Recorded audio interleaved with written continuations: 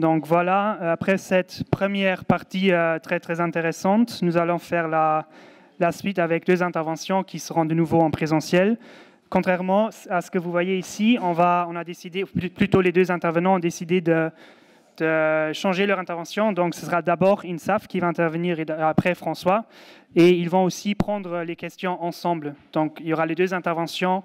Vu que les 2 interventions sont liées, ils vont prendre les questions ensemble à la fin. Donc voilà, je vais brièvement vous présenter INSAF. Donc INSAF Rezaghi est doctorante en droit international public au sein de l'Université Paris-Cité et aussi membre associé du Centre Thucydide à l'Université Paris-Panthéon-Assas. Elle est également chercheuse associée à l'Institut français pour le Proche-Orient à Jérusalem et son travail porte sur le recours au multilatéralisme comme stratégie de reconnaissance d'un État de Palestine. Et il s'agit tout particulièrement de s'intéresser au cadre institutionnel du multilatéralisme à travers les organisations internationales universelles, donc l'ONU, ainsi que régionales, et le processus de judiciarisation à travers la CIG et la CPI. Voilà, INSAF, je te donne la parole. Merci à tous, merci au CPJO pour l'organisation de ce symposium. Je disais tout à l'heure à certains participants qu'il est rare que le droit international soit l'objet même d'un colloque. Souvent, on vient en complément des politistes, donc c'est aussi apprécié. On m'a confié la mission de revenir sur la décision qui a été rendue le 19 juillet dernier par la Cour internationale de justice. C'est une décision qui arrive 20 ans après une première décision que la Cour avait rendue dans ce qu'on appelle l'affaire du mur, le mur de séparation qu'Israël a construit et qui empiète sur le territoire palestinien. Très rapidement, pour qu'on évite la confusion, donc la Cour internationale de justice, c'est l'organe judiciaire principal des Nations unies. Elle a 2 fonctions, contentieuses, donc elle tranche des différends entre des États, et consultative, c'est-à-dire qu'elle vient éclairer les organes des Nations unies sur un point de droit. Et c'est dans ce cadre-là, dans le cadre de sa fonction consultative, qu'elle a rendu une décision le 19 juillet 2024 à la suite d'une question que l'Assemblée générale des Nations unies lui a adressée et qui, je vais la lire, c'est la première partie de la question, porte sur les conséquences juridiques de la violation persistante par Israël du droit du peuple palestinien à l'autodétermination, de son occupation, de sa colonisation et de son annexion prolongée du territoire palestinien et des mesures et des lois discriminatoires.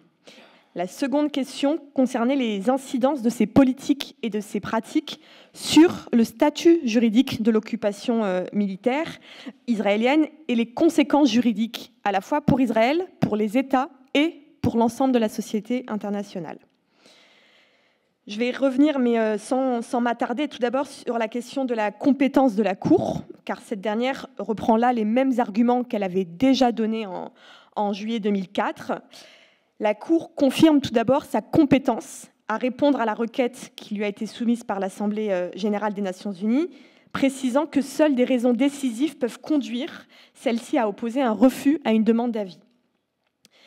Contrairement aussi à ce qu'affirmait Israël, la Cour précise que les questions posées concernent l'ensemble de la société internationale. Donc elle dit que le conflit israélo-palestinien ne concerne pas seulement Israël et la Palestine, mais elle concerne l'ensemble des États et des organisations internationales, au premier rang desquelles le Conseil de sécurité.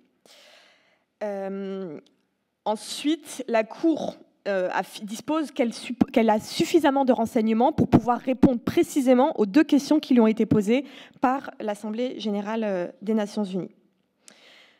Concernant le droit applicable dans ce conflit, tout d'abord, la Cour, elle rappelle, et c'est le droit international coutumier, c'est l'article 42 du règlement de La Haye, que le territoire palestinien qui comprend la Cisjordanie, Jérusalem-Est et la bande de Gaza est aujourd'hui un territoire occupé lorsqu'il se trouve placé de fait sous l'autorité de l'armée ennemie, et l'occupation ne s'étend qu'au territoire où cette autorité est établie et en mesure de s'exercer, ce qui est le cas donc pour l'ensemble du territoire palestinien, y compris la bande de Gaza, parce que même si Israël affirme ne plus y être une puissance occupante depuis le plan de désengagement qu'elle a mis en œuvre en 2005, vous savez, avec le retrait des colons et de l'armée israélienne de la bande de Gaza, elle demeure une puissance occupante parce qu'elle y exerce un contrôle indirect global, à la fois sur les frontières, sur les entrées et les sorties du territoire, territoire, sur les importations, les exportations, les taxes aussi dans l'enclave.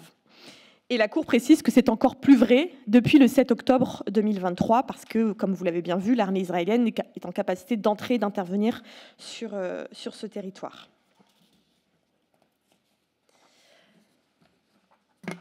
Je vais peut-être maintenant rentrer dans le vif du sujet, sur la question tout d'abord que la Cour tranche sur les politiques et les pratiques d'Israël dans le territoire palestinien. La Cour, elle s'intéresse à 4 éléments principaux dans sa décision: l'occupation prolongée du territoire palestinien, la colonisation, l'annexion du territoire palestinien et l'adoption par Israël de lois et de mesures discriminatoires. Sur l'occupation militaire israélienne, celle-ci dure depuis 57 ans, depuis la fin de la guerre des 6 jours en juin 1967. Depuis, donc, Israël demeure une puissance occupante dans ce territoire, mais également dans d'autres territoires arabes. L'occupation militaire, par principe, c'est être une situation temporaire qui répond à des nécessités militaires. Elle ne peut donc donner lieu à aucun transfert du titre de souveraineté à la puissance occupante. Plusieurs conséquences en découlent, notamment le fait que la puissance occupante doit respecter les lois en vigueur dans le territoire occupé, l'impossibilité de modifier le statut des fonctionnaires et des magistrats du territoire occupé, etc. En somme, la prolongation de l'occupation ne donne à aucun moment des droits nouveaux à la puissance occupante et l'occupation ne libère pas cette puissance de ses obligations. Sur la politique de colonisation, qui est le deuxième point sur lequel la Cour se penche, elle rappelle tout d'abord le lien fondamental qui existe entre l'occupation militaire israélienne et sa politique de colonisation du territoire palestinien. La politique de colonisation est une violation du droit international, notamment de l'article 49 de la 4e Convention de Genève. Je cite cet article parce qu'il est important. « La puissance occupante ne pourra procéder à la déportation ou au transfert d'une partie de sa propre population civile dans le territoire occupé par elle. » Aujourd'hui, il y a environ 800 000 colons israéliens ou juifs non israéliens qui sont établis en Cisjordanie et à Jérusalem-Est. Et c'est une augmentation de plus de 220% depuis le début des années 2000. Cette politique coloniale, elle passe par l'encouragement, par des mesures incitatives, à l'installation de personnes et d'entreprises israéliennes en Cisjordanie et à Jérusalem-Est. Plusieurs mesures et lois israéliennes permettent d'attester de cette politique coloniale, donc l'implantation des colonies de peuplement avec la création d'infrastructures civiles qui sont spécialement conçues par les colons. Israël dépense aujourd'hui des milliards de dollars pour construire ces infrastructures, qu'il s'agisse des routes, des réseaux d'eau, d'égouts, les systèmes de communication, les établissements d'enseignement, de soins de santé, etc. Aujourd'hui, quand vous allez en Cisjordanie, il y a un certain nombre de routes qui sont réservées et qui permettent de relier les colonies israéliennes d'une colonie à une autre, ce qui fragmente le territoire et ce qui accentue l'encerclement des communautés palestiniennes. Deuxième exemple que donne la Cour, la confiscation et la réquisition des terres palestiniennes. Depuis 1967, environ 2000 km² de terres ont été expropriés en zone C. La zone C, c'est 60% de la Cisjordanie, et c'est depuis les accords d'Oslo la zone qui est sous contrôle militaire et civil israélien, même si dans les faits, ce contrôle militaire et civil israélien, il s'opère dans tout le territoire palestinien. La plupart de ces terres, quand elles sont réquisitionnées, elles ne le sont pas forcément à des fins militaires, mais elles sont allouées au profit des colons qui décident de venir s'installer en Cisjordanie ou à Jérusalem-Est. Pourtant, l'article 46 du règlement de La Haye de 1907 stipule que la propriété privée ne peut pas être confisquée et cette interdiction est inconditionnelle. Autre exemple que l'on entend souvent et qui est assez révélateur de cette politique coloniale, c'est l'exploitation des ressources naturelles palestiniennes. Là aussi, la puissance occupante, elle est censée veiller à ce que la population locale dispose d'un accès adéquat aux vivres, donc l'eau, et aux fournitures médicales. À cela s'ajoute le principe fondamental de la souveraineté permanente sur les ressources naturelles palestiniennes. Donc normalement, le peuple palestinien, dans le cadre de son droit à l'autodétermination, doit avoir la pleine souveraineté sur ses ressources naturelles. Et en l'occurrence, ce n'est pas le cas. Israël, quand il s'accapare ses ressources naturelles, il donne la priorité à ses colonies pour l'approvisionnement en eau, au détriment des Palestiniens qui subissent de longues et fréquentes pénuries. J'ai été encore en Palestine cet été, notamment à Hébron. On avait un certain nombre de coupures en eau qui étaient de plus en plus fréquentes. Et en été, quand il fait chaud, c'est encore plus difficile pour les populations locales. L'Organisation mondiale de la santé précise que l'accès à l'eau pour les Palestiniens est en deçà des niveaux minimums recommandés, tant en qualité qu'en quantité. Autre exemple, l'extension de la législation israélienne. Normalement, en droit international, sauf empêchement absolu, la puissance occupante est censée respecter le droit local. Donc ici, en l'occurrence, elle est censée respecter le droit qui prévalait dans ce territoire avant le début de son occupation militaire en 1967. Toutefois, dans les faits, Israël a étendu l'application de sa législation à la Cisjordanie, en imposant aux Palestiniens qui sont aujourd'hui en Cisjordanie, à l'exception de ceux qui vivent à Jérusalem-Est, un droit militaire qui quadrille aujourd'hui tout le territoire palestinien, alors que les colons israéliens qui sont présents en Cisjordanie dépendent toujours des tribunaux civils israéliens.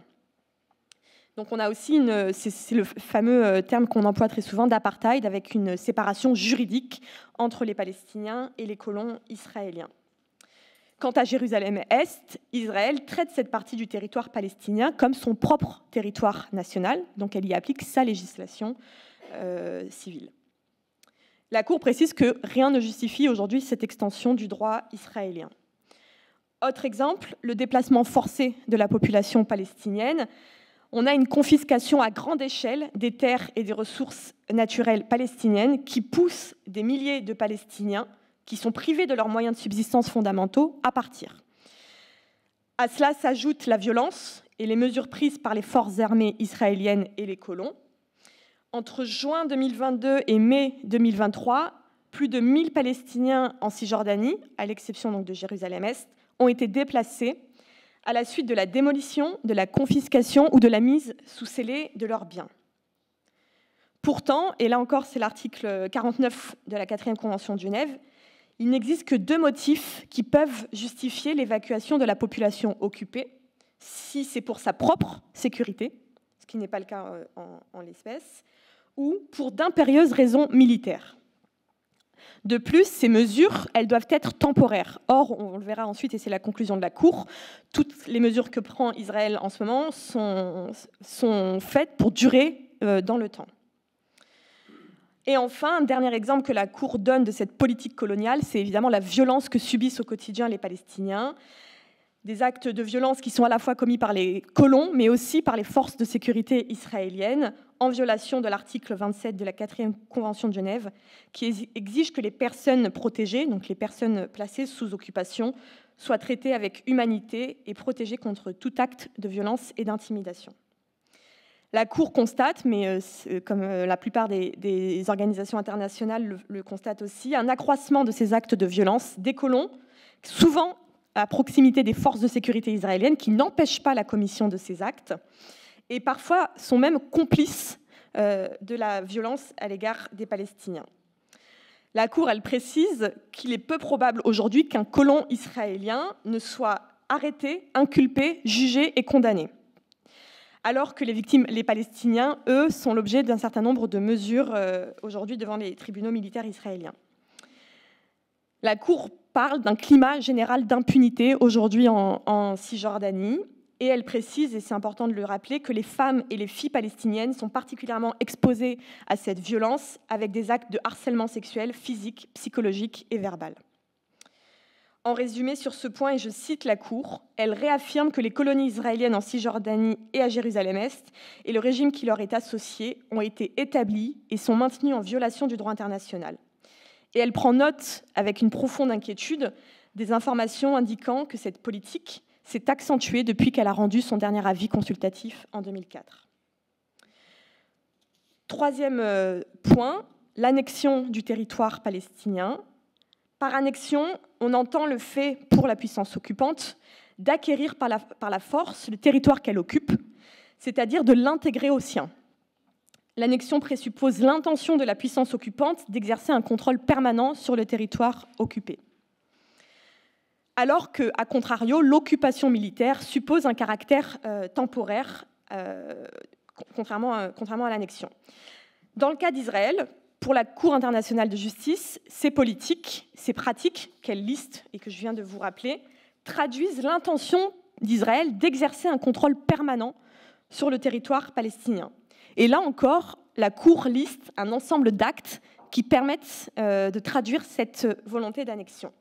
À Jérusalem-Est, tout d'abord, avec l'application du droit interne israélien depuis 1967, l'adoption d'un certain nombre de lois fondamentales, celle de 1980 qui fait de Jérusalem-Est une partie de la capitale d'Israël, la loi fondamentale de 2018 dans laquelle est proclamée, je cite, « Jérusalem entière et unifiée, capitale d'Israël », la loi de 1950 sur les biens des absents qui vise à faciliter la confiscation des biens palestiniens, et le fait qu'aujourd'hui, 230 000 colons vivent dans 14 colonies à Jérusalem-Est. Enfin, les Palestiniens qui vivent à Jérusalem-Est sont considérés comme des étrangers. Enfin, en Cisjordanie aussi, l'interdiction totale des constructions palestiniennes dans 70% de la zone C et une limitation dans les 30% restants, l'accentuation des colonies israéliennes, le renforcement de la présence militaire israélienne, l'établissement d'un mur de séparation, le développement d'infrastructures civiles pour les colons, l'exploitation des ressources naturelles palestiniennes, etc. Je ne reviens pas sur ça. Pour la Cour, ces politiques et ces pratiques sont donc destinées à rester en place indéfiniment et à créer sur le terrain ce qu'elle appelle des effets irréversibles. En conséquence, la Cour estime que ces politiques et ces pratiques équivalent à une annexion de vastes parties du territoire palestinien. Cette annexion, elle doit se comprendre au regard de deux principes fondamentaux du droit international. Tout d'abord, normalement, l'interdiction de l'acquisition d'un territoire par la force. Et deuxièmement, le fait qu'un peuple sous occupation doit avoir un droit à l'autodétermination. La violation de ces deux principes fondamentaux du droit international permet à Israël d'annexer une large partie du territoire palestinien. Enfin, et c'est quelque chose de nouveau par rapport à ce qu'elle avait pu dire en 2004, elle revient sur un certain nombre de mesures et de lois discriminatoires à l'encontre du peuple palestinien. La discrimination, c'est le fait de mettre en place un traitement différencié entre les personnes selon qu'elles appartiennent à un groupe ou à un autre groupe. Ici, le groupe visé, c'est le peuple palestinien. Pour vérifier s'il y a ou non une discrimination, la Cour, dans un premier temps, donc elle vérifie l'existence de ce traitement différencié, puis ensuite, elle va rechercher si cette différence de traitement est justifiée, c'est-à-dire si elle est raisonnable et objective, et si elle répond à un objectif légitime d'intérêt public. Et vous allez voir dans la liste que je vais vous donner que ce n'est pas le cas. Elle prend plusieurs exemples de discrimination. Ce n'est pas une liste exhaustive. Elle commence par exemple par rappeler qu'il existe aujourd'hui une politique de permis de résidence pour les Palestiniens qui sont à Jérusalem-Est. Les citoyens israéliens et juifs non israéliens peuvent s'établir à Jérusalem-Est sans aucune restriction, ce qui n'est pas le cas des Palestiniens, qui doivent disposer d'un permis de résidence en cours de validité. Ils doivent prouver que leur lieu de vie principal est et a demeuré à Jérusalem-Est pendant les 7 dernières années.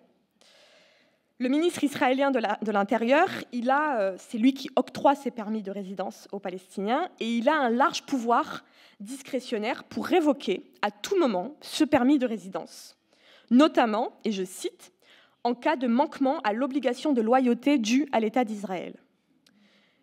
Donc, ce pouvoir discrétionnaire a permis au ministère de l'Intérieur israélien, depuis 1967, de déchoir de leur statut de résident 14 500 Palestiniens.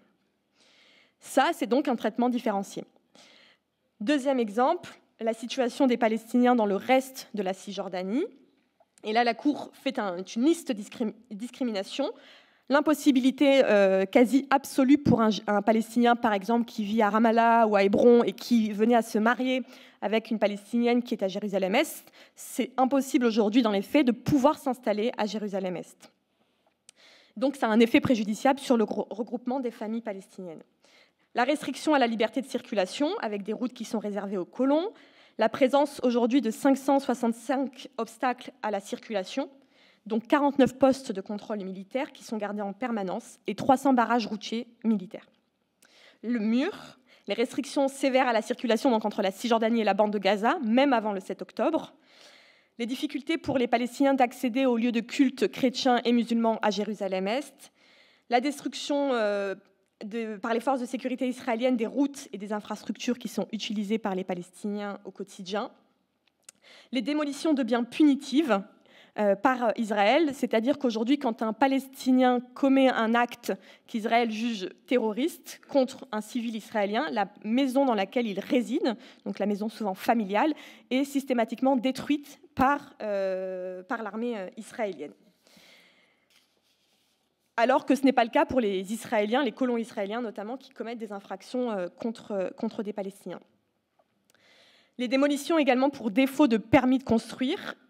Aujourd'hui, le problème, c'est que donc, Israël a recours de manière très fréquente à la démolition pour des défauts de permis de construire par des Palestiniens, sauf que dans les faits, il est quasiment impossible pour un Palestinien en zone C d'obtenir un permis de construire. 90% des demandes de permis émanant de Palestiniens en zone C sont rejetées par Israël, contre 60 à 70% pour les Israéliens. Entre 2019 et 2020, les ordres de démolition de structures palestiniennes ont été 5 fois plus nombreuses que ceux visant des structures israéliennes. Et enfin, et là aussi c'est une nouveauté et ça fait écho au travail notamment des ONG, elle se prononce sur la ségrégation raciale et l'apartheid. L'article 3 de la Convention internationale sur l'élimination de toutes les formes de discrimination raciale stipule, je vous lis l'article, « Les États parties condamnent spécialement la ségrégation raciale et l'apartheid et s'engagent à prévenir, à interdire et à éliminer sur les territoires relevant de leur juridiction toutes les pratiques de cette nature. » Pour la Cour, aujourd'hui, les politiques et les pratiques israéliennes en Cisjordanie et à Jérusalem-Est entraînent à la fois une séparation physique avec une fragmentation de la Cisjordanie et un encerclement des communautés palestiniennes, un système de permis de résidence et tout ce que j'ai pu vous dire, et une séparation juridique. C'est-à-dire que donc, les Palestiniens de Cisjordanie relèvent d'un régime militaire israélien, alors que les colons israéliens relèvent des tribunaux civils. Et donc, en conséquence, cette séparation physique et juridique entraîne une violation de l'article 3 portant sur l'apartheid et la ségrégation raciale.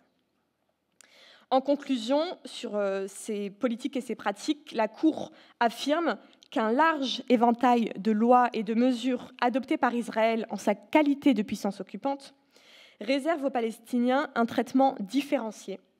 Cette différence de traitement ne peut être justifiée sur le fondement de critères objectifs et raisonnables, ni d'un objectif légitime d'intérêt public. Et là, je cite de nouveau la Cour. En conséquence, la Cour est d'avis que le régime de restriction générale qu'Israël impose aux Palestiniens dans le territoire palestinien occupé est constitutif de discriminations systémiques fondées notamment sur la race, la religion ou l'origine ethnique. Après avoir constaté toutes ces politiques et pratiques israéliennes qui violent le droit international, la Cour s'attarde sur les effets que produisent ces violations, notamment sur le droit à l'autodétermination du peuple palestinien. Le droit à l'autodétermination du peuple palestinien est largement reconnu à la fois par la Cour, mais aussi par les Nations Unies, l'Union européenne et un certain nombre d'États. En cas d'occupation militaire, le droit à l'autodétermination du peuple occupé constitue une norme impérative du droit international. En tant que puissance occupante, Israël a l'obligation de ne pas entraver l'exercice, donc par le peuple palestinien, de son droit à l'autodétermination, y compris, parce que c'est une des conséquences de la mise en œuvre du droit à l'autodétermination, son droit à un État souverain et indépendant. Or, pour la Cour, cette politique de colonisation, d'occupation et d'apartheid que met en place Israël fragmente la Cisjordanie, sépare Jérusalem-Est du reste du territoire palestinien et encercle les communautés palestiniennes auxquelles s'ajoute l'annexion d'une partie du territoire palestinien. Et pour la Cour, tout ceci entraîne une violation du droit à l'autodétermination du peuple palestinien. La Cour, elle va plus loin, et c'est un peu aussi un signal, mais François reviendra sur les effets de cette décision, un signal à la société internationale. Elle rappelle que le peuple palestinien a été privé depuis des décennies de son droit fondamental à l'autodétermination, et elle dit « Toute prolongation supplémentaire de ces politiques et pratiques israéliennes compromet l'exercice de ce droit à l'avenir. » Ensuite, sur les conséquences, elle revient sur l'influence de ces pratiques et politiques sur le statut juridique de l'occupation israélienne. Pour la Cour, ces pratiques ont des conséquences sur le statut même de l'occupation, du fait de la violation du principe de l'acquisition d'un territoire par la force, de l'extension de la souveraineté israélienne à une large partie du territoire palestinien, de son annexion progressive, du transfert de sa population civile vers la Palestine, de l'entrave du droit du peuple palestinien à l'autodétermination. Tout ceci entraîne des changements dans le caractère physique, le statut juridique, la composition démographique et l'intégrité territoriale du territoire palestinien. Et ces changements manifestent une intention de créer une présence israélienne permanente et irréversible dans le territoire palestinien. C'est pourquoi la Cour dit que l'occupation militaire en elle-même est aujourd'hui illicite. Et c'est ce qu'elle n'avait pas dit en 2004, et c'est aussi la nouveauté et l'importance dans cet arrêt. Je vais rapidement parler peut-être des conséquences juridiques pour conclure. La Cour dit qu'au regard de tout ce qu'elle vient de dire, d'un point de vue du droit international, un certain nombre de conséquences juridiques s'appliquent à la fois pour Israël, mais pas que, pour les États, pour l'Organisation des Nations Unies et pour l'ensemble de la société internationale. Pour Israël, c'est simple, sa présence continue en Palestine constitue un fait internationalement illicite, à caractère continu, qui engage sa responsabilité internationale. Et en conséquence, Israël doit mettre fin immédiate à sa présence dans le territoire palestinien, il doit mettre fin à ses politiques et pratiques illicites contre le peuple palestinien, et il a l'obligation de réparer intégralement les dommages causés aux Palestiniens, à la fois aux personnes physiques et aux personnes morales. La réparation doit comprendre une restitution, c'est-à-dire que les terres confisquées aux Palestiniens doivent leur être restituées. Ça peut être aussi une indemnisation, si la restitution n'est pas possible, ou une satisfaction. Satisfaction, ça passe par des enquêtes, des procès, mais aussi par des excuses. La Cour dit que l'objectif doit être autant que possible d'effacer toutes les conséquences de ce fait illicite. Ensuite, il y a des conséquences pour tous les États, parce qu'un certain nombre de violations du droit international sont des obligations internationales violées par Israël, sont erga omnes, ça veut dire qu'elles sont opposables à tous. Parmi ces obligations, les États ont l'obligation de faire respecter le droit du peuple palestinien à l'autodétermination. Ils ne doivent pas reconnaître comme licite la situation qui découle de la présence illicite d'Israël. Ils ne doivent pas prêter aide ou assistance au maintien de cette situation. Et ils doivent s'assurer qu'Israël respecte le droit international, notamment le droit international humanitaire. Enfin, il y a aussi des conséquences juridiques pour les Nations Unies. Un devoir de non-reconnaissance de la situation illicite s'applique également à cette organisation. Et cela a pour conséquence l'obligation de distinguer, dans les rapports avec Israël, entre le territoire de celui-ci et le territoire palestinien occupé. Je laisserai le professeur Dubuisson revenir davantage là-dessus. Et je conclurai mon propos en reprenant les mots très justes de la Cour qu'elle prononce à la fin de sa décision. La Cour estime également que la résolution du droit du peuple palestinien à l'autodétermination, y compris son droit à un État indépendant et souverain, coexistant dans la paix avec l'État d'Israël, à l'intérieur de frontières sûres et reconnues pour les deux États, comme cela est prévu dans les résolutions du Conseil de sécurité et de l'Assemblée générale, contribuerait à la stabilité régionale et à la sécurité de tous les États du Moyen-Orient. Et finalement, et c'est assez paradoxal que la Cour doive finalement rappeler au Conseil de sécurité ses obligations, elle rappelle à chaque État, au Conseil de sécurité, qu'il a la responsabilité principale du maintien de la paix et de la responsabilité internationale. Et finalement, le message qu'elle fait passer de manière implicite, c'est de dire que sans volonté politique, il ne peut y avoir de paix en Palestine. Pour conclure, peut-être cette phrase, parce qu'on parle beaucoup de droit international, et cet été, j'étais donc en Palestine, à Hébron, où j'ai des amis proches. Et il y a cette phrase d'un ami palestinien qui m'est restée et que je cite souvent maintenant. Il me disait, de toute façon, INSAF, le droit international n'est pas fait pour nous.